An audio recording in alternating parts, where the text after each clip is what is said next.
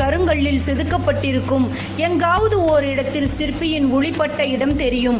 ஆனால் இப்படி எந்தவிதமான அடையாளத்தையும் வெங்கடாஜலபதி சிலையில் காண முடியாது.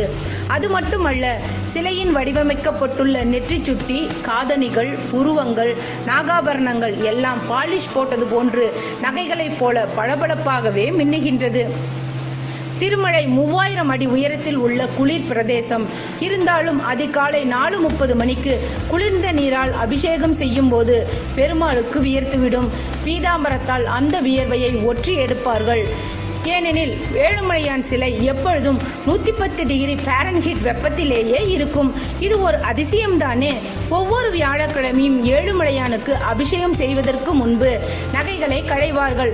அப்போது ஏழுமலையானின் ஆபரணங்கள் சூடாக கொதிப்பதை உணர்வார்கள். இங்குள்ள மடைப்பள்ளி மிகவும் பெரியது. இங்கு லட்டு, பொங்கல், தயிர் சாதம், புளி சாதம்,